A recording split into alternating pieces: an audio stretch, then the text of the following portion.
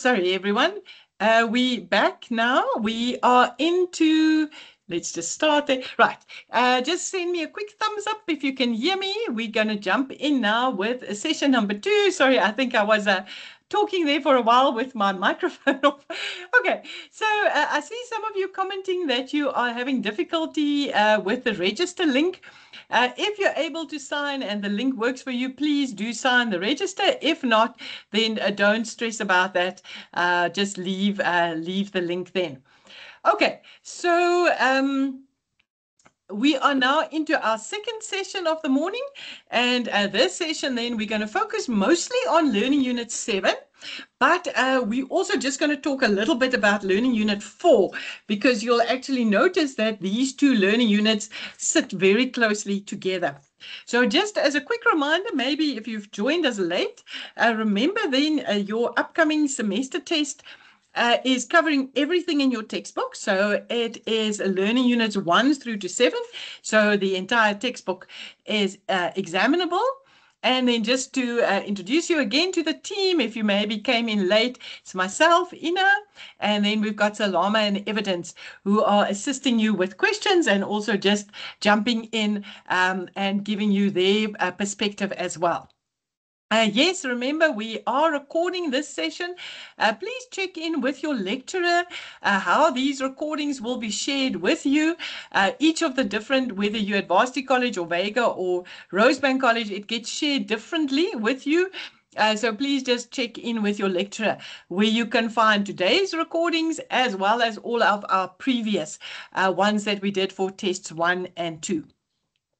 Then we now on to our second session, as we said. So we now are here in session number 2, where we're going to focus mostly on Learning Unit 7, but we're also going to recap a bit on Learning Unit number 4.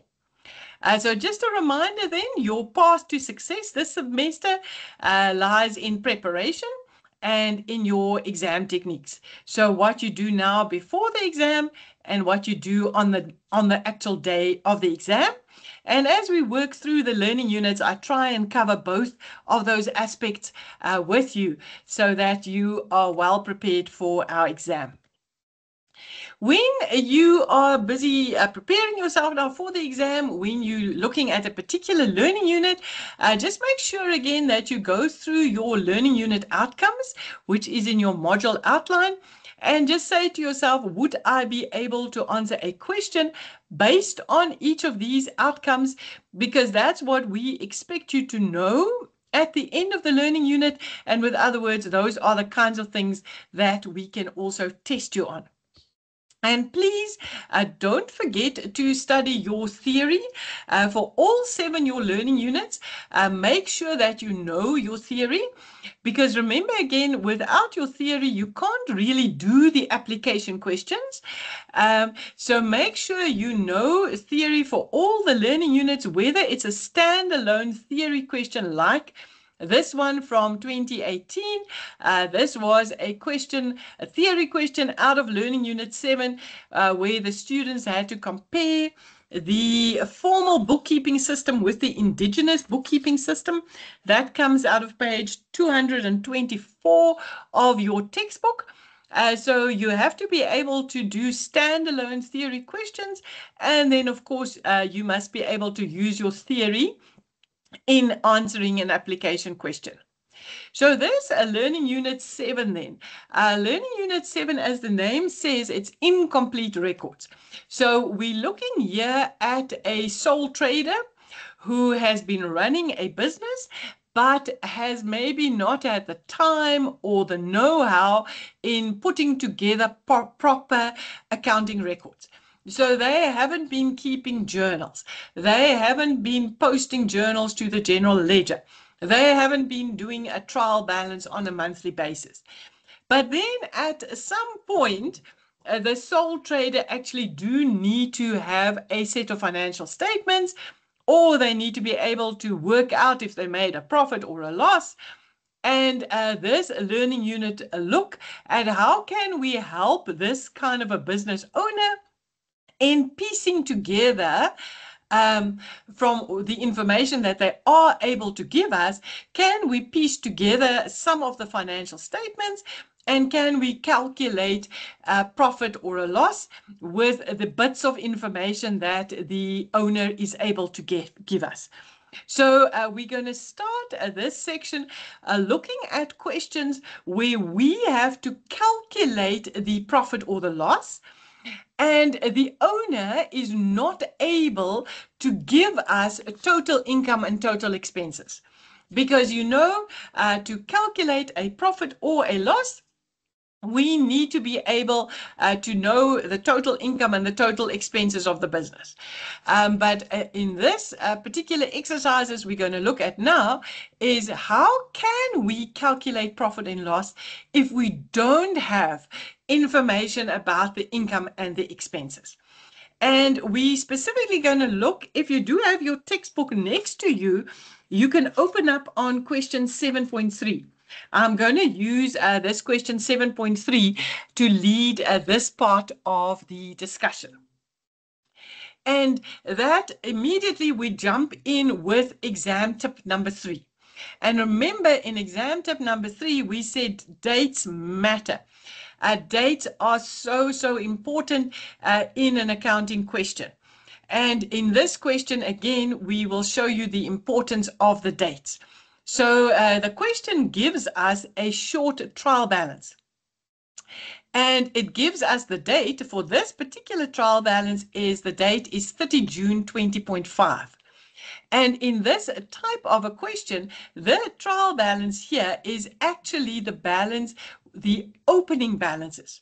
So with other words, this abbreviated trial balance given to us is the one at the end of the previous financial year. So that is really crucial that you notice this, because normally in your traditional Learning Unit 4 question, I give you the trial balance at the end of the current year. But here in Learning Unit 7 now, I am giving you the trial balance at the end of the previous year.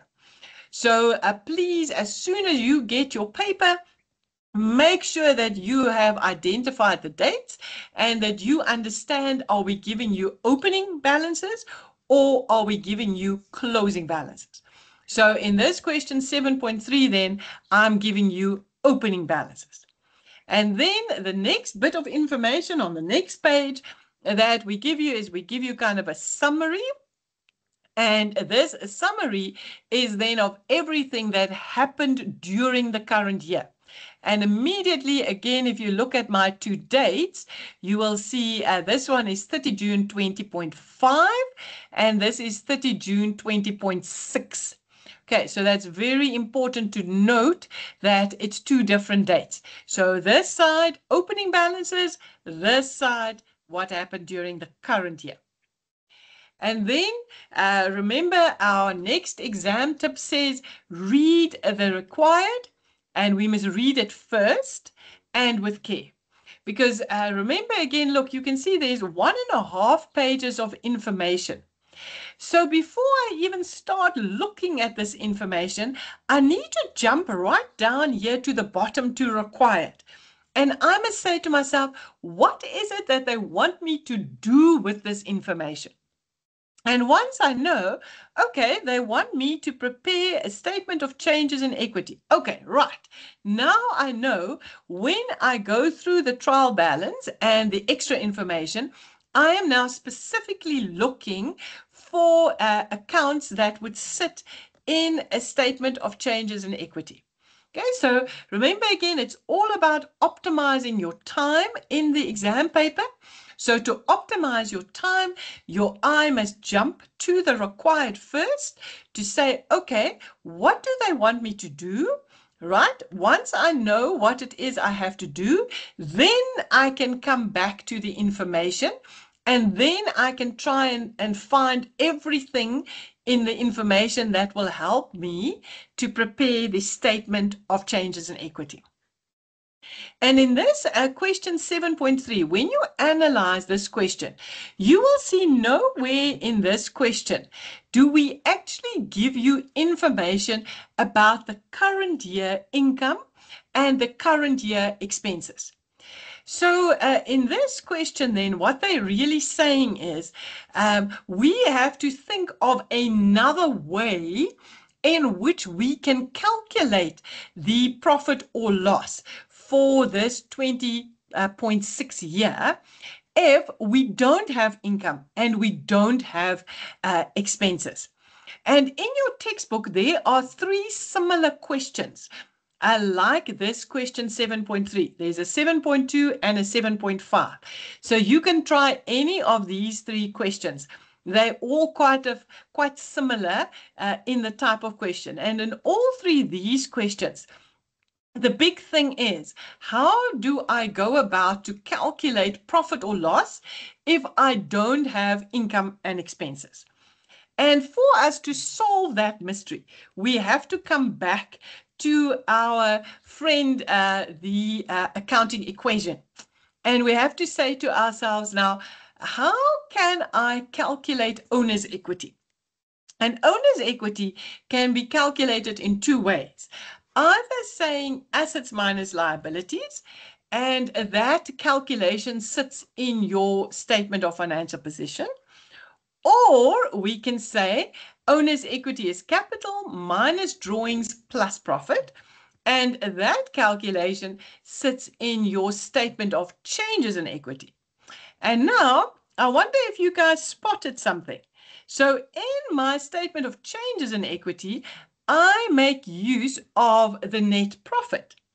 So in other words, if I can complete the statement of changes in equity, then I will have been able to calculate the profit or the loss without actually knowing the total income and the total expenses.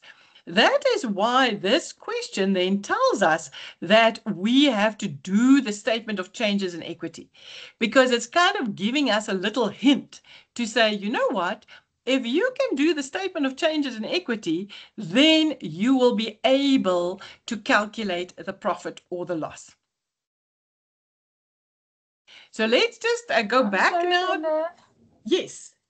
Sorry about that. I've had my hand up for a No, while. sorry, you've I got think to you can interrupt me see because I can't always see that your hand Yeah. is up. Sorry, I'm sitting here with 3 screens in front of me. No, it's Okay, okay. It's jump just in, that Evidence. a student asked a question that I feel like if it's not clarified, they might not necessarily be able to like follow through with some of the things.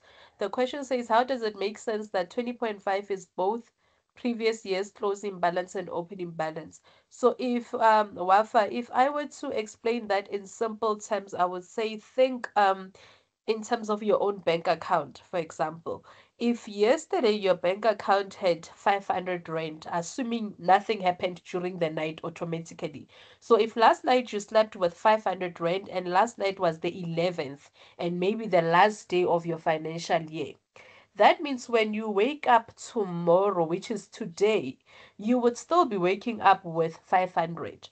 So that means what you closed your bank account with last night, which is the 500, would actually be your opening for this new financial year. I hope that answers your question. And then the 20.5, 20.6, guys, it's just a way for the book to just show the years. It doesn't matter whether you assume it as 2015, 2005, 2025. It's just a way for the book to just show you the year, when the year is. Okay. Thanks, Evidencia. Please just jump in and next Sorry, time. Wafa. Yeah. Sorry, Wafa is asking again. It says, he said, I understand, but what was the importance of noting that? It's important so that you know what you are starting your year with, and if there are changes that are happening, then the changes would be happening to what you are starting the year with in order for you to get to the end of the year. I'm sorry, I'm not that well, so my voice might not be that clear for some of you. Yeah, you'll just ask the questions and I'll just try to answer in the chat. Thank you, Ayla. You can continue, I think. Okay, perfect. Yeah. So the relevance for this question then is just to tell you that this trial balance is your opening balances, so that you, because normally if you think of our Learning Unit 4 questions, when we give you a trial balance, it's actually your current year's closing balances. So that's why we're just stressing that you must look at these dates so that you don't assume, oh, okay, this is for the current year, because this is actually just the start of the current year. And then I see somebody else just wants to come back to this slide again. So just remember again, owner's equity can be calculated in one of two ways, either saying assets minus liabilities, and that one plays out in your statement of financial position, or capital minus drawings plus profit or minus loss, and that's your statement of changes in equity. So in this question, then we said we have to try and complete this statement of changes in equity, because if we can complete it, then we will be able to figure out what was the current year's profit or loss. So in Learning Unit 4, then, we showed you what a statement of changes in equity looks like. Remember again, this statement summarizes all your transactions with your owner. So we'll put in here the capital at the beginning of the year. And that's again why those dates are so important. So we're looking for capital at the beginning of the year. We are looking for any extra capital contributions during the current year. We're looking for the current year drawings and then the current year profit or loss. And remember, with all your Learning Unit 4 financial statements, we expect you to know your formats and to know all the correct terminology to use. When you answer a Learning Unit 7 question, you always have to remember that this Learning Unit 7 brings together everything we showed you in Learning Units 1 to 4. And particularly Learning Unit 4. The financial statements is very important for you to be able to answer a Learning Unit 7 question. Okay, so let's go back now to that statement of changes in equity. So we've now said if we now able to complete this statement, that will now help us to figure out the current year profit or loss. So in the question then, they give us that capital at the beginning of the year. And remember, for the capital at the beginning of the year, there's those two formulas. So you can either say assets minus liabilities or capital minus drawings plus profit or minus loss. But in this particular question, they gave us, they gave us, there you can see there's the capital. And that's again why these dates matter. So these are your opening balances. So the capital at the beginning of the year, there's the drawings, and here was the profit. So those first three numbers, those are the ones, if I can just go back, that we use to to calculate your opening balance. Then we look at the information about the current year. And in this information, we're going to see if the owner made additional capital contributions. And we're going to see the drawings that the owner made during the current year. Okay, so here they tell us the owner took 1,240 rands per month. So that was the drawings, and there was no information about an extra capital contribution. Then normally, when we do a statement of changes in equity, we will now put in the profit or the loss that would have come out of the statement of profit and loss. But in this question now, this is the whole crux of the question. We don't know yet what is that number. So we're going to leave that a blank for now. So the next number we're going to try and calculate is the capital at the end of the year. And to calculate the capital at the end of the year, we're going to use that method number 1. And we're going to take the assets minus the liabilities, and that will give us the capital at the end of the year. And in this question, you will actually see that in part 2 of the question, they actually asked us to draw up the statement of financial position. So they're kind of guiding us a little bit through the required in how we have to go about to answer this question. So we're now going to have to go to part 2 of the question to do the statement of financial position so that we can calculate this balance at the end of the year. So that balance then at the end of the year, we said comes from the statement of financial position. So they want you now to put together your statement of financial position. And again, you can see I've referenced it here at the top. We're going to use our Learning Unit 4 knowledge. Often when we ask students a Learning Unit 7 question, it's like the students forget everything we showed them in Learning Unit 4 in terms of what a statement of financial position looks like, in terms of what are the correct order to put things in, what are all these correct terms to use. So please remember to bring with you your Learning Unit 4 knowledge in how to put together a statement of financial position. So to remind us again, a statement of financial position, as the name says, it measures the position, the financial position of the business. And this measurement is done on the very, very last day of the financial year. It is measured in terms of the assets, the owner's equity, and the liabilities. And again, make sure that you know your formats and layouts. And also remember, there's all these notes that we showed you in Learning Unit 4 that sits with the statement of financial position. And you need to make sure that you also know all of those notes. Okay, and if we give you a trial balance, remember in the trial balance, we normally give you the heading, statement of financial position section. So you're looking for the accounts that's sitting under that heading in your trial balance. Now, I always refer my students back to this page. I don't know how many of you remember this page from first semester. This page in first semester was page 53 of your textbook. And this page is still as important as it was in first semester, because this page is a really excellent summary of all the different accounts and where each of these accounts have to go to when you prepare financial statements. So your statement of financial position then is your assets, your owner's equity, and your liabilities. And it also gives you a nice split between non-current and current.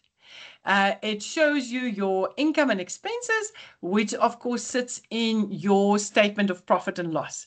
So make sure you go back to your accounting 1A textbook and then memorize this again. You can see I've also added in all the new current assets and new current liabilities that we come across in Learning Unit 4. I'm now going to share with you a quick video.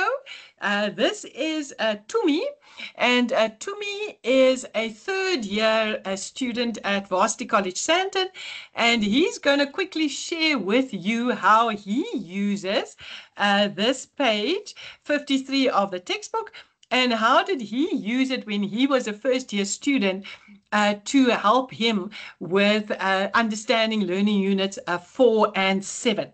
So we're quickly going to watch a short video here with Tumi. So let me just quickly get that video for us. There we go.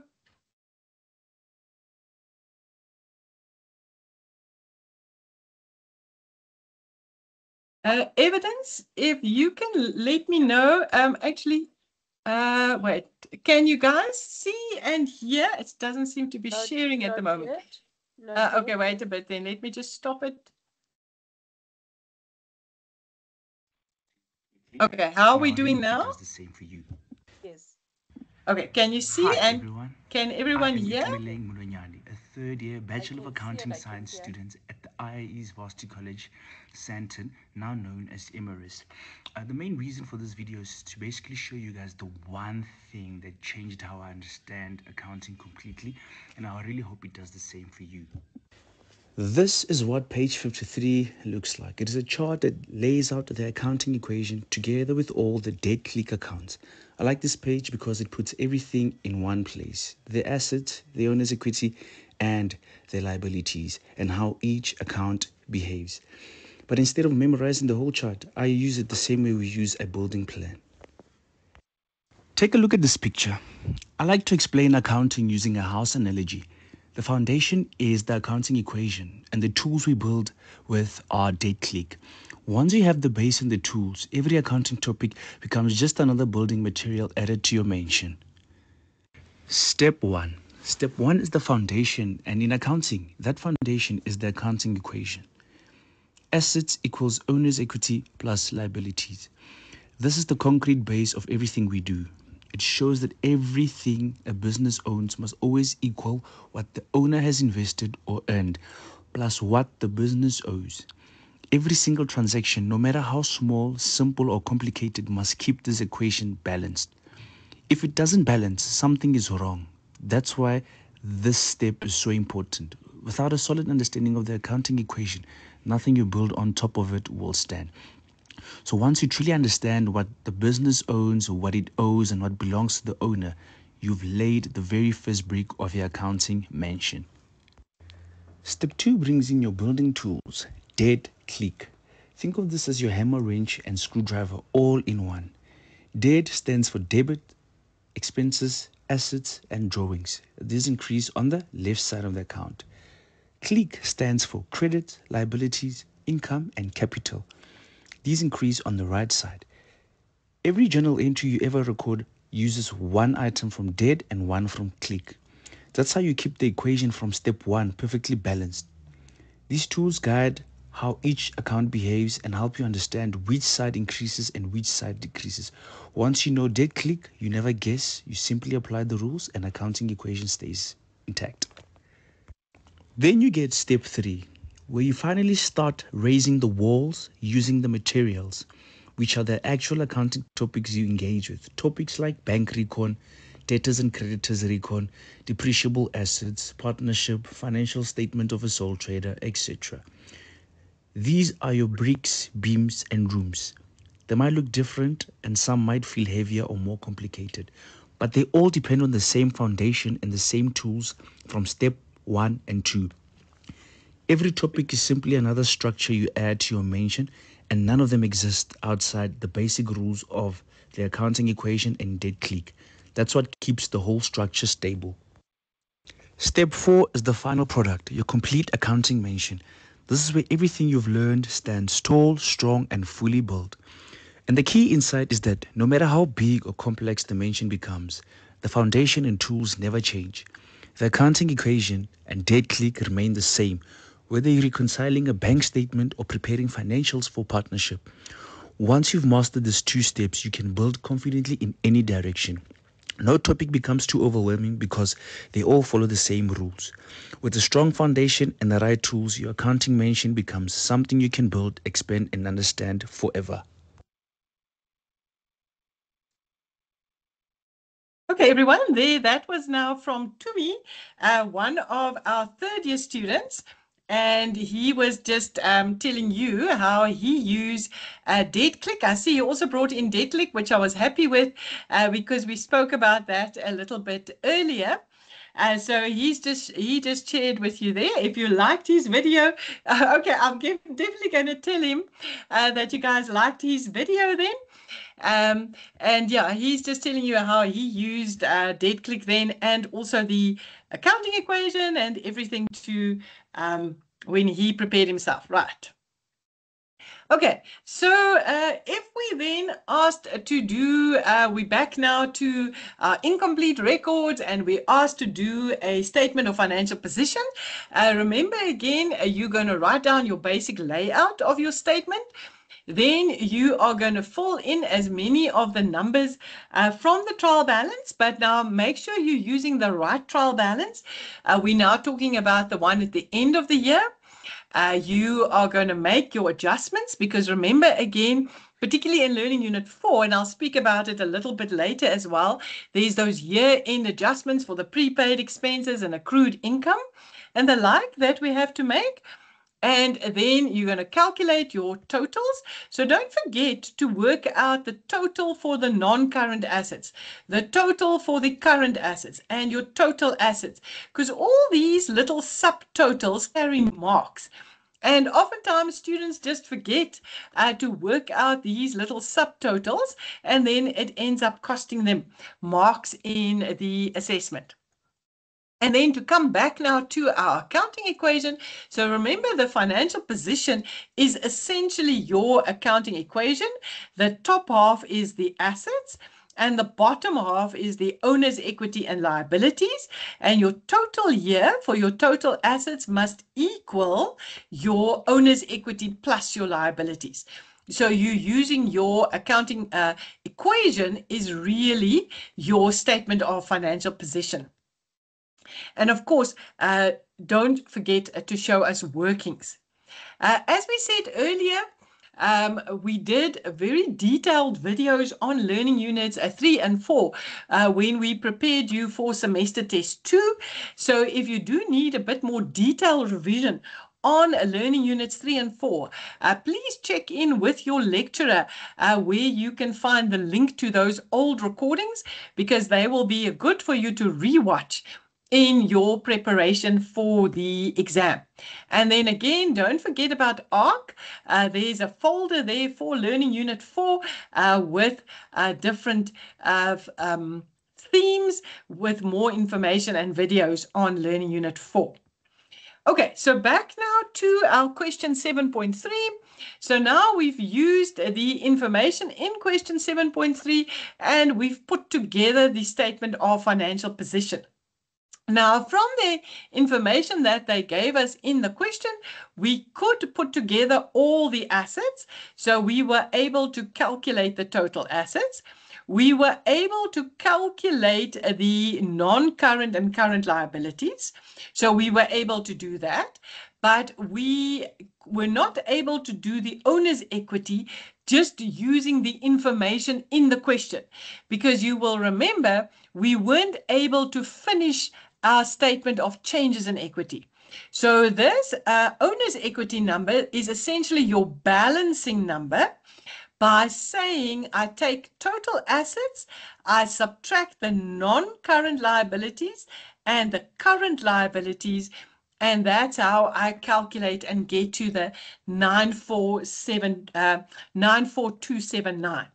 So now once I have my current year's owner's equity, at the end of the year, I can now go back to my statement of changes in equity, and I now slot that in as this last number in the statement of changes in equity. Okay, so we had to do this whole statement of financial position to enable us to get to this bottom number in the statement of changes in equity.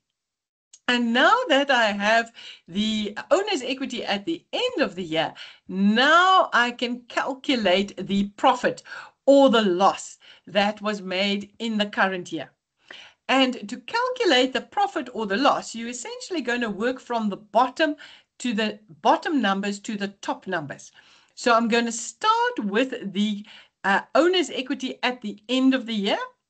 I'm going to add the drawings, and I'm going to subtract owner's equity at the beginning of the year. And that then, the number that I get there is then your profit, or in this scenario, the loss at the end of the year. Okay, so now we were able to solve or calculate the loss for the year without having any detailed information about the income and the expenses of Monaco's stores. So from the little bits of information that the owner could give us, we were able to figure out that they made a loss in the current year. So as I said, question 727375, all three of these questions you can practice, and in all three of these questions are the type of question where you have to figure out for yourself what is the profit or the loss. Just to take us back here, so remember then, if in your statement of financial position, whether it's learning units 4 or 7, all of these numbers will come with calculations. So for all of these numbers, you will need to show us your workings, or you will need to show us the notes.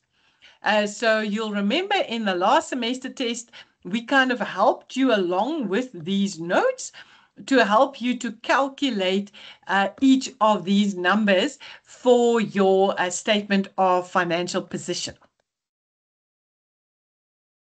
And if we don't ask you for the note, then for something, for example, like property, plant, equipment, you would have to actually do the workings, and you would need to use your learning unit 3 knowledge. Okay, so that's why we said in this learning unit, we kind of pull together from all the different learning units to be able to answer one of these questions.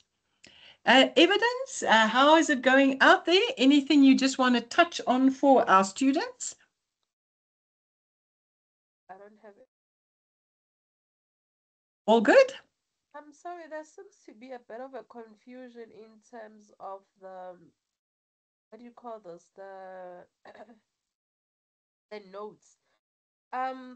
For you guys, especially the note numbers, they're not necessarily your focus, but you need to know what makes up that particular note. That's like the most important thing than knowing that property, plant, and equipment is note number 3. I would say what's important is for you to know what makes up property, plant, and equipment. Yeah, there's a question of do they change or not, but as far as I know, they don't change. Unless if you go up higher up with your studies, but I don't think they even change that much, if there's even any change. I'm not even sure anymore. Can you just clarify for me as well? Do they even change? No, I don't think they changed too much, but yes, as evidence is saying, you don't necessarily need to know the number 3, but you need to know the note for property, plant, and equipment that we show you in Learning Unit 3. And you need to know what the note for inventories look like. And you need to know what the note for trade and other receivables look like. And those notes you'll find in Learning Unit 4. Yeah, so those ones you'll find in Learning Unit 4. So if you need a reminder on what goes into each one of those notes, then please watch our Test 2 video recording. In that video, I went into quite a bit of detail in what goes into each of these notes. So we don't have time now today to talk through all those notes again, but please go and rewatch this video. That will be very helpful to you. Okay, just for the sake of time, I need to push on a little bit. Right, so we said now, one type of question in a Learning Unit 7 with the incomplete records is how do we go about to work out the profit or the loss if we don't have the detail about the income and the expenses? And now you'll see there's another type of question in Learning Unit 7. And this type of question is question 7.4. There's only one of these questions in Learning Unit 7. And it's question 7.4. So if you want to open your textbooks on page 247. Now, in this type of question, we do actually have some information about the detail income and the detail expense accounts. So in this question, we can go with our traditional income minus expenses to work out the profit and the loss. But it's still not quite as simple as that, because we still have this situation with these sort of incomplete records, and there's still some gaps in the information that we do have. And we need to look here in this question 7.4, how do we go about to fill those gaps? Okay, so let's have a look at that there. So this is your question 7.4. You can see it looks a little bit different from question 7.3 that we worked with earlier. In this one now, they were able to give you 2 lots of balances. So they were able to give us the balances at the beginning of the year and the balances at the end of the year for all of our assets and liabilities. And then they were able to give us all the cash that was received in the year. They are able to tell us all the cash that was paid out in the year, and they give us a little bit of extra information. So with all of this information that they're giving us, they're saying now we need to prepare that a statement of profit and loss. So with other words, they're saying to us in this question, you actually have enough information to be able to put together the statement of profit and loss. So let's see if that is really true. So remember now again, from Learning Unit 4, this is what a statement of profit and loss and other comprehensive income looks like. So again, make sure you know your format and your layout of the statement. This statement is used to measure performance of the business. Performance is measured over 12 months. So remember again, in this statement, we want the income and expenses for the full 12 months of the financial year. Performance is measured as either a profit or a loss. The profit or loss is calculated as income minus expenses. And remember again, another name for income and expenses are your nominal accounts. And then, as I said earlier, make sure you know the layout and the format of this statement as well. Okay, so we're now going to start by doing the statement of profit and loss. But for us to be able to put together a statement of profit and loss, 2 key numbers that we must have is revenue or sales and purchases. Those are 2 of the most important numbers because that's where we start the whole statement, and that's how we calculate our gross profit. But remember now, the whole time, we are working with a scenario where proper records have not been kept. So if you go through all of the information in question 7.4, you will see nowhere do we give you information about the sales or about the purchases. So now we have to get a little bit clever and think, okay, is there another way in which I can calculate sales and purchases by using what they did give me in the question? And they gave us enough information in the question to put together a debtors control account and a creditors control account. Because remember, in your debtors control account, we'll find credit sales. And in your creditors control account, we'll be able to find credit purchases. So if we can find those numbers, then we can carry on with this statement. So in the question 7.4, then you had to put together a debtors control account. And in these questions, they give us the opening balance and they give us the closing balance. So normally when you do a debtors control account, you would have to calculate the closing balance. But in these types of questions, like question 7.4, they give us the opening balance and they give us the closing balance. The number we don't have is the sales number. So that is the missing number in this type of a question. And the sales then will become your balancing number in your debtors control account. And likewise, in the creditors control account, the question gives us the opening balance. The question gives us the closing balance, but the number the question doesn't give us is the purchases. And so the purchases number becomes your balancing number. Okay, so in these types of questions, we use our debtors and creditors control accounts to try and figure out in each instance what is the missing numbers. And you'll see in last year's exam, the 2024 exam, they asked the students to prepare a debtors control account to help them figure out the credit sales. Okay, so this was a question based on question 7.4. And you can see again, they gave us opening balances, they gave us closing balances, and a little bit of extra info. And we had to put together the debtors control account to figure out the credit sales. Now, if you are now at home, remember we said it's important for you to practice questions at home. So at home, then you would draw up for yourself a little debtors control account, and then you will try and see if you can complete this question.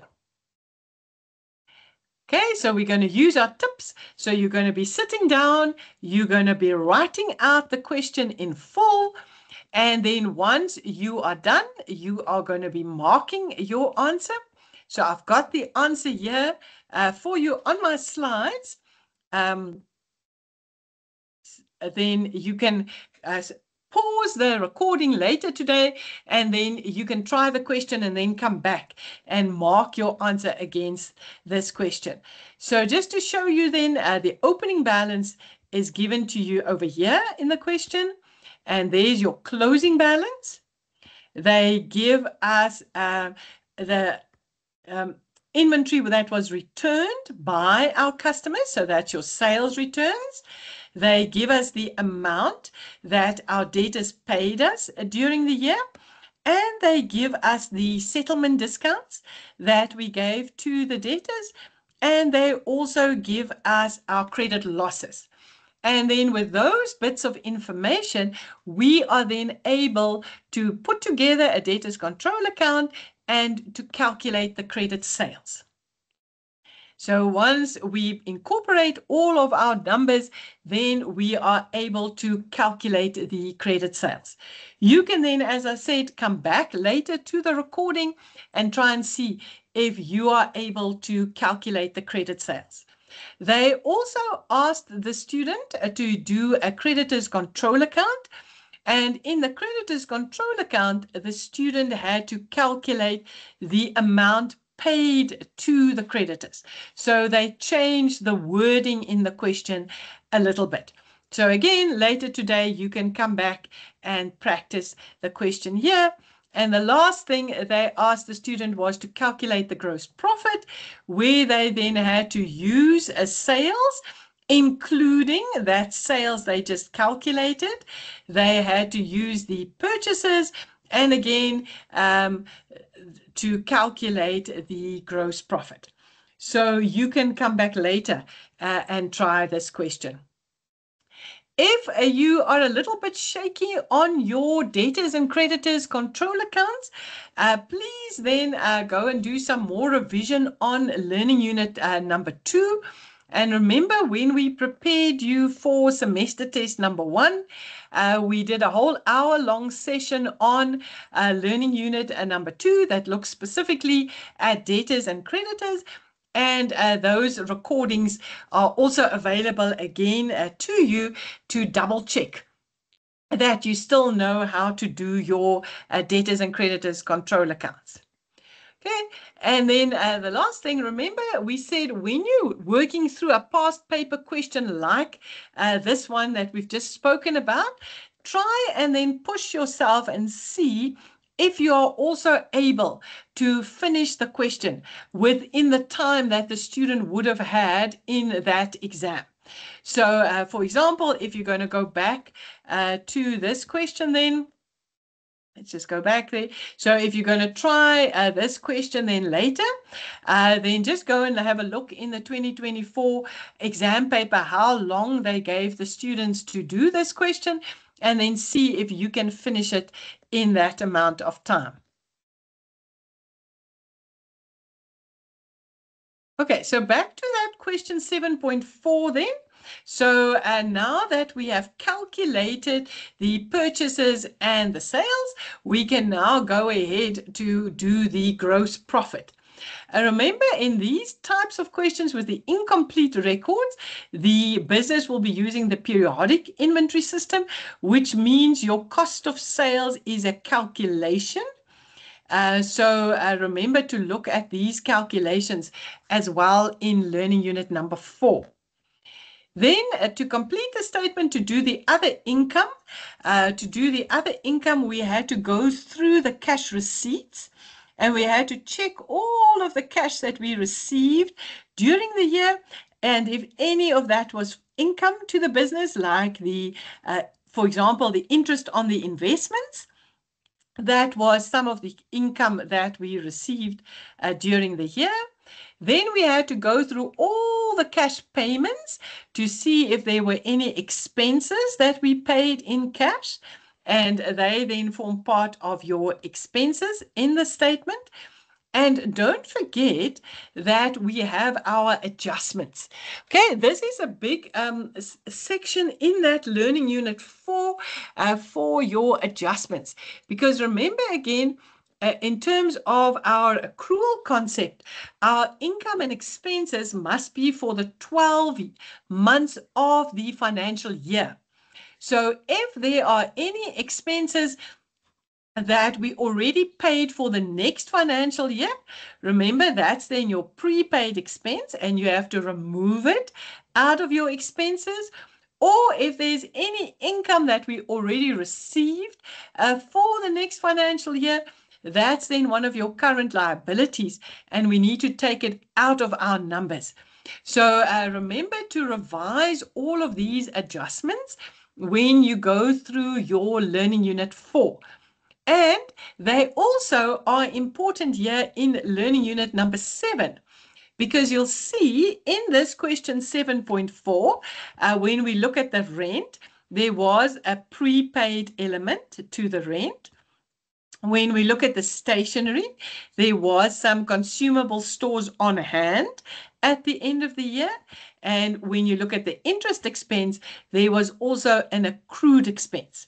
So as I said before, remember that your learning units 4 and 7 is a unit. They sit together. So don't forget what we showed you in learning unit 4 when you attempt a learning unit 7 question. Salama and Evidence, anything extra you still just want to share with the students on learning units 4 and 7?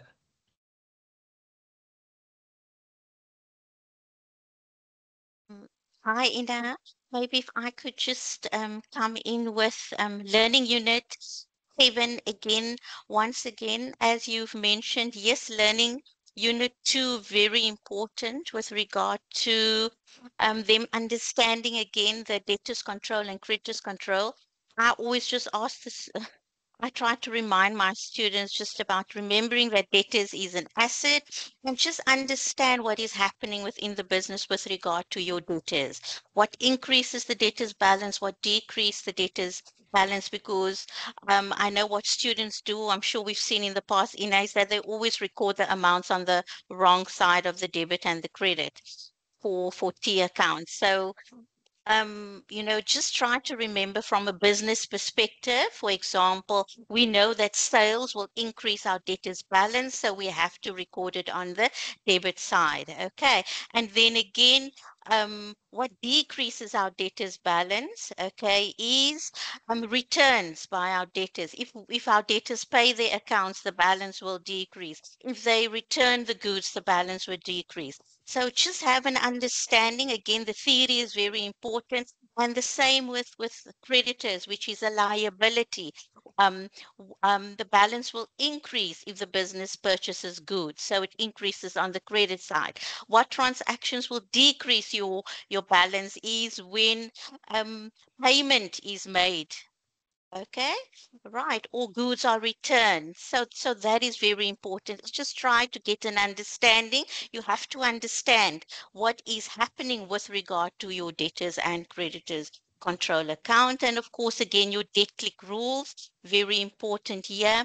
And then, of course, with the financial statements, it's just the layouts. And because it's incomplete records, I told my students, remember, similar to Learning Unit 4, based on your sole trader, this is also a one-person business, but again, this business is one owner. It's incomplete, and that is why they will be using the periodic inventory method, and that is why we need to calculate the cost of sales using the formula in our sheet. And then, of course, again, with incomplete records, just record, always start step number 1, record the given information. Most of the time, most of the information is already given to you. You just need to slot it in.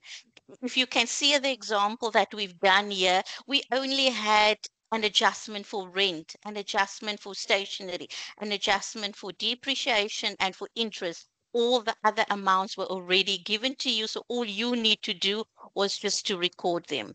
Okay, so again, just know your layouts and just start with that step. Okay, thanks, Ina. Thanks very much, Salama. Yes, so students in Learning Unit 4, then there's plenty of questions that you can practice as revision. And then just remember, in terms of Learning Unit 4, that you must be able to do your financial statements for both the perpetual and the periodic inventory systems. And that there is a slight difference in the statements between these inventory systems. So please, when you do your revision, just make sure that you are looking at all the different types of questions. And then lastly, also remember, there are financial statements in Learning Unit 5 partnerships and Learning Unit 6 closed corporations as well. So Learning Units 4, 5, 6, and 7, all of them includes questions with financial statements. So please make sure that you can do financial statements for all the different ownership forms. Again, I think we're going to just take our quick 5-minute breather. Sorry, I just always have to put my disclaimers up there. We're going to take a quick 5-minute breather now, just to give everyone a chance to stretch their legs. And then we will be into our last session, where we will look at Learning Units 5 and 6. So please, if you haven't signed the register yet, thank you, Salama, it's up in the chats. Please sign the register. And then I'll see you back at 12:05 for us to do our last session. Thank you.